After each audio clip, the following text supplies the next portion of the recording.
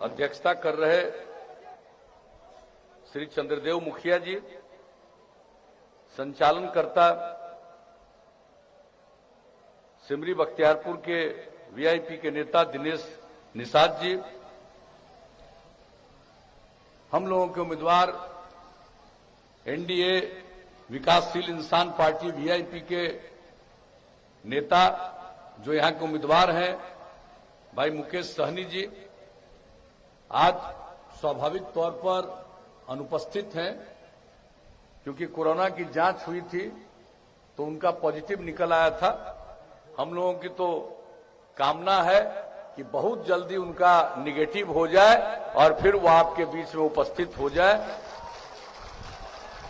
और आज उन्हीं के पक्ष में इस चुनावी सभा का जो आयोजन हुआ है, इसमें हमारे पुराने साथी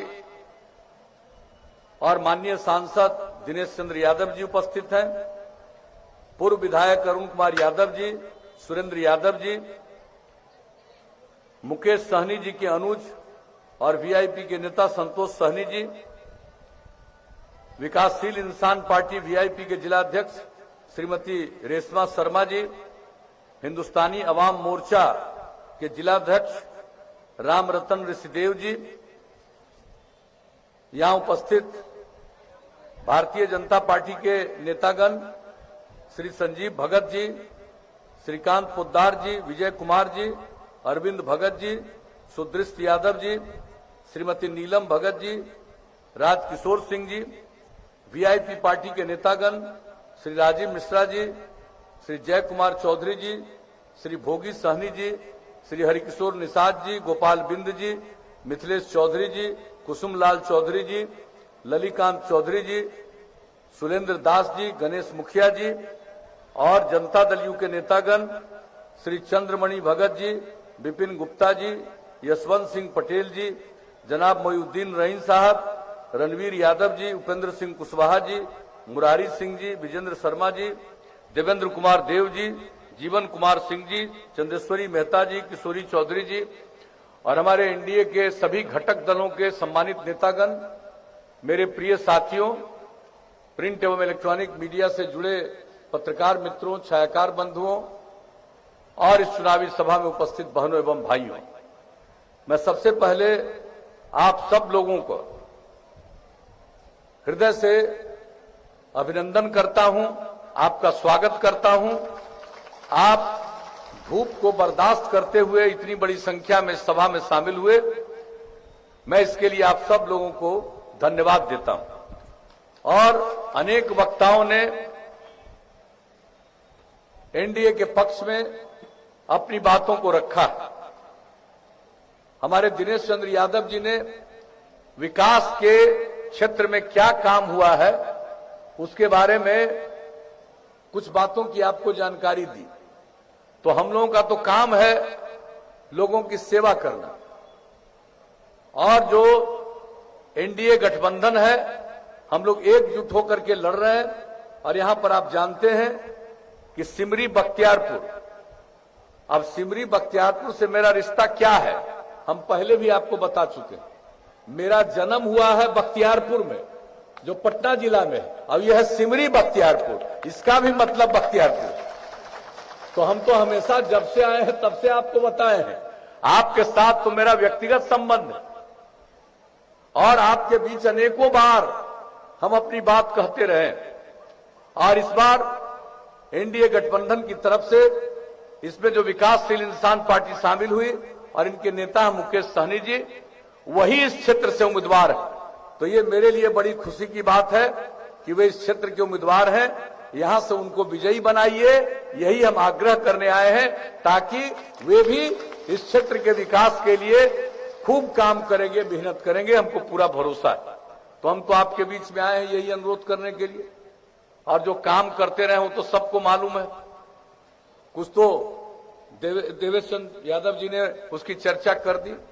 ये आज से नहीं, शुरू से चर्चा, जब एमपी थे हम भी एमपी थे, लेकिन उस श्रद्धेय अटल जी की सरकार में हम रेल मंत्री थे, और जो इस इलाके के बारे में जो सोचते थे और बात करते थे, उसी समय से हमने देखा कि भाई इलाके के विकास के बारे में और कहां क्या समस्या है जिसके बारे में इनको जितनी समझ है और जितनी दिलचस्पी है वो कम लोगों के पास होती है। इतनी ज्यादा दिलचस्पी हमने नहीं देखा।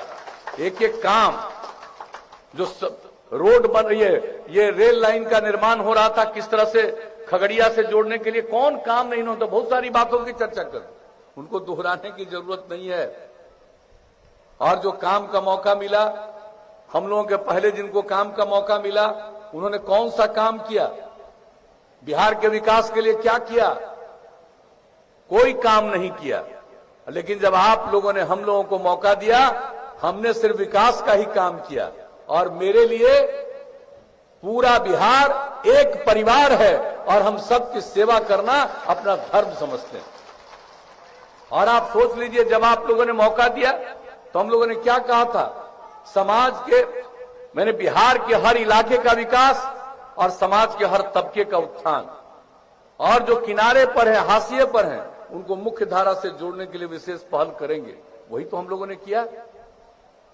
जब न्याय यात्रा पर निकले थे 2005 में, तो आखिरकार सहरसा जिले में भी आकर के यही बात बोल गए थे। और जब आप लोगों ने काम करने का मौका दिया तो जो हम लोगों ने काम शुरू किया, आप देखें किस तरह से किनारे पर महिलाओं की क्या प्रतिष्ठा थी। नाम मात्र की जनप्रतिनिधि होती थी। हम लोगों ने महिलाओं के लिए 50% का आरक्षण, और 2000 में पंचायत का चुनाव किया, अनुसूचित जाति जनजाति को भी नहीं। हम लोगों ने अनुसूचित जाति 16%, अनुसूचित जनजाति 1% और अति पिछड़े वर्ग की, जिसको कोई नहीं देखता था, उस अति पिछड़े वर्ग को 20% का आरक्षण दिया गया। और आप समझ गए लोग कितना जनप्रतिनिधित्व आज कर रहे हैं, कितनी इज्जत बढ़ी है, कितना सम्मान बढ़ा है। तो ये सब काम हम लोगों ने शुरू किया। और आज महिलाओं का अब तो 3 चुनाव हो गया, 50% पंचायती राज संस्थाओं में और नगर निकायों में अब कितनी बड़ी संख्या में महिलाएं जनप्रतिनिधित्व कर रही हैं। और हम जो भी बात करते हैं, जो महिलाएं जनप्रतिनिधि के रूप में अपनी बात करती हैं, हम देखते हैं कि भाई कितना मेहनत करती थी। बहुत लोग हमसे बड़ा खफा होते थे, मेरा मजाक उड़ाते थे कि महिला को 50% दे दिए, उसको कुछ आएगा। और हम हंसते हुए कहते थे कि देखिएगा, समय पर पता चलेगा। और आप समझ लीजिए, महिलाएं जितना बुलंदी के साथ अपने क्षेत्र के काम को देखती हैं और उसके लिए प्रश्न उठाती हैं और सेवा करने की कोशिश करती हैं, उसी तरह से समाज के कमजोर तबके के लोग भी, चाहे अनुसूचित जाति जनजाति अति पिछड़े वर्ग के लोग हों, वो सेवा करते, सब सेवा करते हैं। और हम लोगों ने तो समाज के हर लोगों के उत्थान के लिए काम किया, किसी की उपेक्षा नहीं की। तो इस तरह से जो काम शुरू किया, क्या हालत था भाई स्कूल का, अस्पताल का, भला बताइए, कहां पढ़ पाते थे। हमने तो पता किया कि भाई प्राथमिक विद्यालय में भी बहुत बच्चे नहीं जा पाते हैं, ये कौन है? तो हमने आपको पहले भी बता दिया है, जो उसका आकलन हमने करवाया, तो सबसे ज्यादा जो स्कूलों से बाहर रह जाते थे वो या तो महादलित समुदाय के थे या फिर अल्पसंख्यक समुदाय के थे।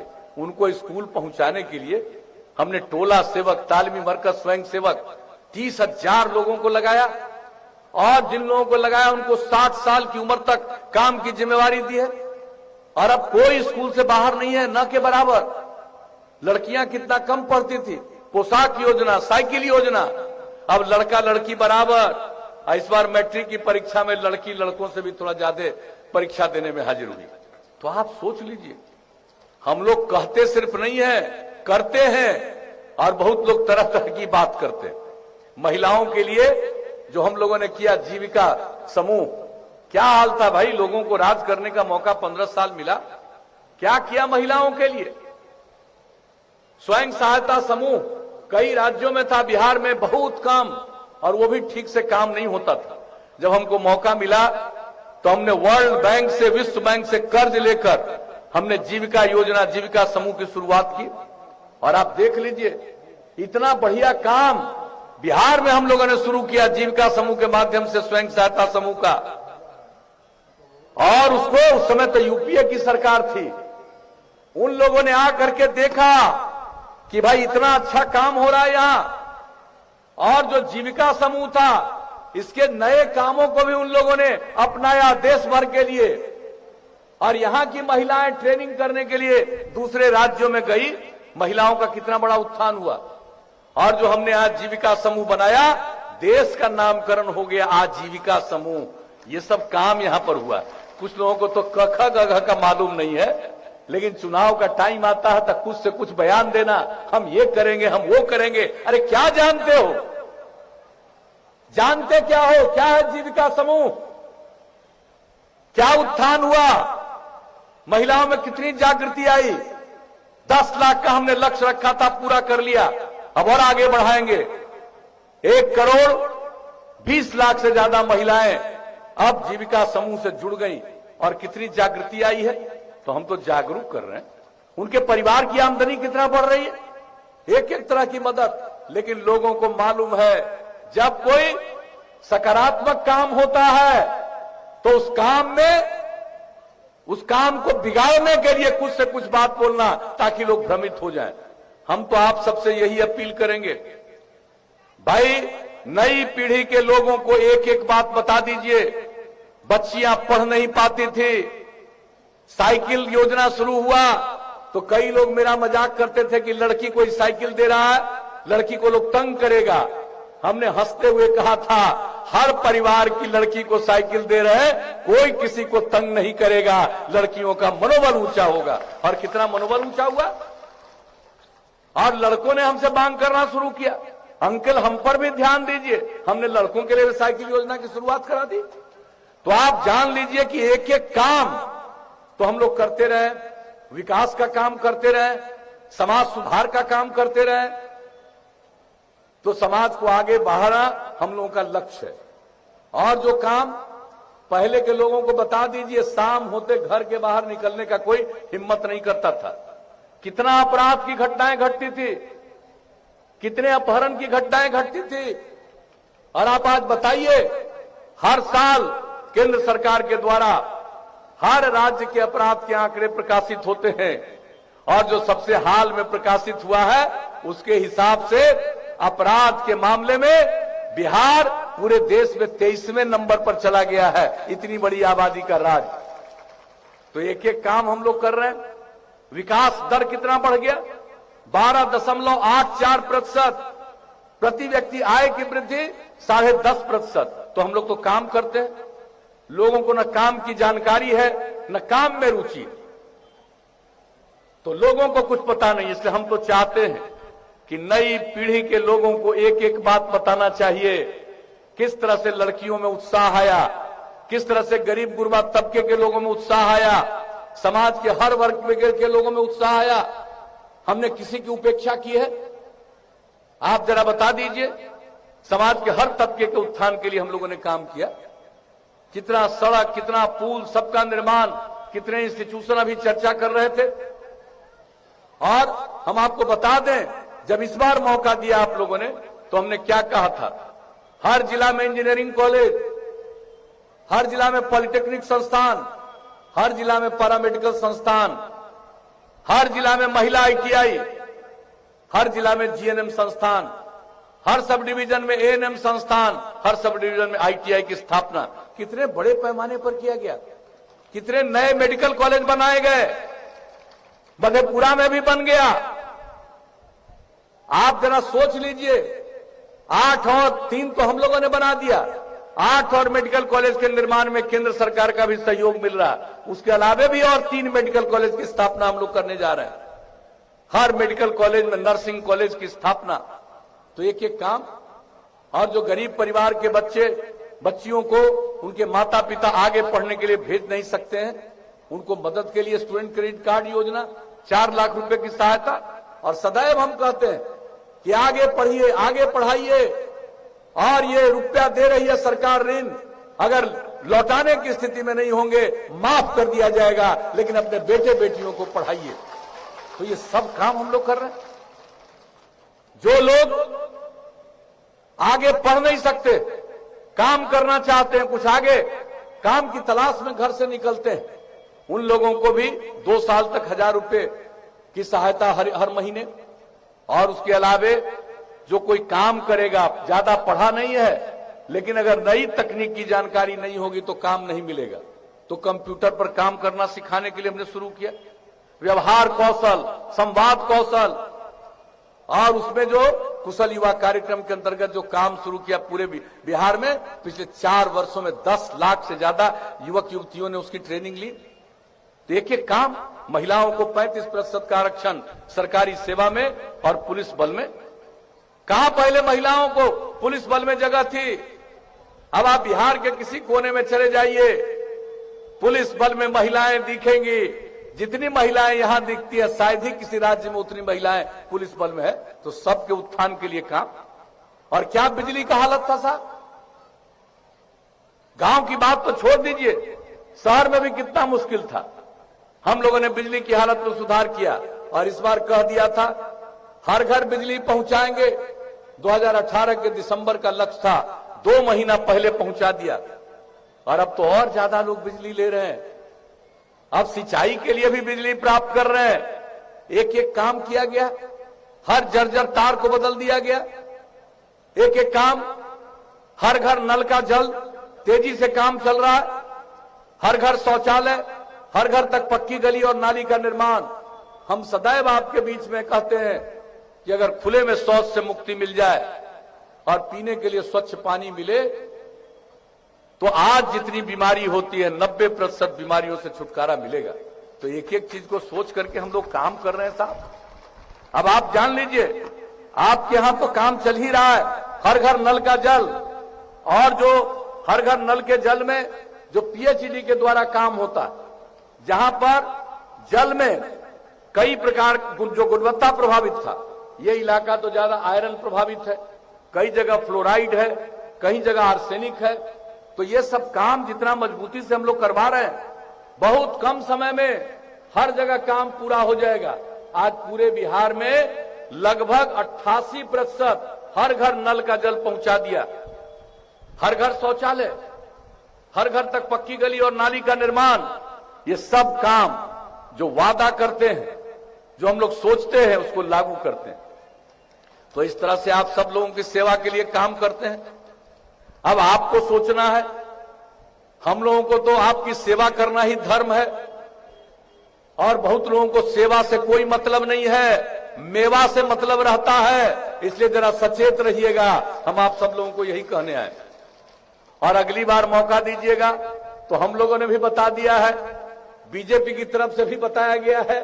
और जान लीजिए, अभी तो हर घर बिजली पहुंचा दिए, अगली बार मौका दीजिएगा तो हर गांव में सोलर स्ट्रीट लाइट लगवाएंगे। यानी रात में घर का बिजली बंद करिएगा, पूरे गांव में उजाला रहेगा, उजाला रहेगा पूरा रात। ये काम हम लोग करेंगे। इसके बाद मौका मिलेगा, हर खेत तक सिंचाई का पानी पहुंचाएंगे। जो नई टेक्नोलॉजी और है, सिर्फ कंप्यूटर से काम नहीं, और बहुत टेक्नोलॉजी है। और गांव गांव में केंद्र सरकार के द्वारा भी पहुंचाया जा रहा। तो नई टेक्नोलॉजी का ज्ञान सबको होना चाहिए, लोगों को उसकी ट्रेनिंग, ये सब काम हम लोग करेंगे। मेगा स्किल सेंटर बनाएंगे। हर जगह जो काम किया है, चाहे नल का जल हो, नाले का निर्माण हो, हर चीज का रख रखाव और उसके बाद साफ सफाई। अगर हम लोग काम सिर्फ करते जाएंगे और गंदगी होगी गांव और शहर में, तो पर्यावरण प्रभावित होगा। और आप जानते हैं हम पर्यावरण के संरक्षण के लिए किस तरह से पिछले साल से ही जल जीवन हरियाली अभियान चला रहे हैं। हमने सब जगह कहा है, अगर जल है, हरियाली है, तभी जीवन सुरक्षित है। और इसको लेकर के कितने बड़े पैमाने पर काम सब जगह करवा रहे हैं। तो ये सब काम तो हम लोग कर रहे हैं। अगली बार मौका मिलेगा, हर गांव और शहर का साफ सफाई का भी पूरा का पूरा इंतजाम करवाएंगे। और जो हर गांव को सड़क से जोड़ रहे हैं, आप जान लीजिए, आगे मौका दीजिएगा तो गांव गांव को जोड़ते हुए बड़ी सड़कों तक जाना या महत्वपूर्ण जगहों तक जाना, उसके लिए और सड़क बनवा देंगे। जो इच्छा होगी वैसी सड़कें भी बनवा देंगे। और शहर और बाजार के इलाके में आपको तो बता दिया कितने सड़कों का चौड़ीकरण हो रहा। और हर शहर और बाजार में हम लोग बाईपास बनवाएंगे। और अगर बाईपास के लिए जमीन नहीं मिलेगा तो सड़क के ऊपर सड़क बनवा देंगे, फ्लाईओवर बनवा देंगे, ताकि अगले 50 साल तक किसी को किसी भी प्रकार के यातायात में, आवागमन में किसी तरह की दिक्कत न हो। तो हर प्रकार का काम, नई टेक्नोलॉजी के बारे में आपको बता दिया, हर चीज करेंगे जो मौका मिलेगा। और ये जो जीविका समूह जो हम लोगों ने गठित किया है, इसका और विस्तार करेंगे और ज्यादा, ताकि वो और ज्यादा बेहतर और काम कर सकें और समाज आगे बढ़े। तो हम तो आपके बीच में आए हैं भाई, हम लोगों के उम्मीदवार हैं भाई मुकेश सहनी जी, इनको भारी मतों से विजयी बनाइएगा। हम सब लोगों का यहां रिश्ता रहा है, लेकिन हम लोगों का है गठबंधन, एनडीए है। हम लोग इसमें 4 पार्टी, जनता दल यू भाजपा, हम पार्टी, वीआईपी पार्टी, सब एक साथ हैं और मिलकर काम करेंगे और केंद्र सरकार के सहयोग से पूरे बिहार को और आगे बढ़ाएंगे। इतना ही हम आपको आश्वस्त करना चाहते हैं। तो आज आपके बीच में आए हैं तो हम यही कहने आए हैं कि भाई मुकेश जी को भारी मतों से जिताइएगा। अभी कह दिया कि यहां के नहीं रहा भाई, तो ही ना है भाई, मिथिला के ही ना है। अब पहले तो जो कोसी का इलाका, मिथिला का इलाका जो 2 हिस्से में बटा हुआ था, कहां आना पड़ता था, नेपाल से होके आना पड़ता था। एक बार तो हम खुद भी जब एमपी थे, पार्टी के काम में आ रहे थे, तो वैसे ही होकर के आए थे। और जो सड़क जो बन गया पुल, आप बताइए अब कहीं कोई दूरी है? अब पूरा का पूरा मिथिला एक हो गया, चाहे कोसी हो, मिथिला हो, सब एक हो गए। तो इसलिए जो मुकेश जी यहां से उम्मीदवार हैं, आपके अपने उम्मीदवार हैं, इनको भारी मतों से विजयी बनाइएगा, यही आग्रह करने आए। तो क्या उम्मीद करके जाए, जिताइएगा ना मुकेश सहनी जी को। और इन लोग, इनका चुनाव चिन्ह है नाव छाप। नाव तो सब पहचानता है भाई, नावे पर न चलते थे, तो नाव छाप है। तो नाव छाप के बगल का बटन दबा करके भारी मतों से मुकेश सहनी जी को जिताइएगा। और आपने आश्वस्त किया है, इसके लिए मैं आप सब लोगों को हृदय से धन्यवाद देता हूं, आप सबका अभिनंदन करता हूं। और 7 तारीख को चुनाव है। एक एक व्यक्ति से अनुरोध है और बहनों से सबसे ज्यादा अनुरोध है कि सबसे पहले, अरे हम तो आप ही के लिए इतना काम करते रहे, तो हम तो सब दिन कहें, सबसे पहले निकल के आप वोट डाल दीजिएगा, तब आके खाना बनाइएगा, खाइएगा और अपने परिवार के सब लोगों को कहिएगा जाओ जाके वोट देके आओ।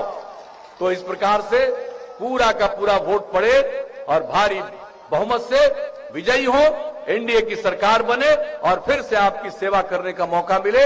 इसके लिए मैं आप सबको पुनः हृदय से धन्यवाद देता हूं। और अभी एक जगह और हमको जाना है मीटिंग में, इसलिए आप सबसे मैं इजाजत लेता हूं। बहुत बहुत धन्यवाद।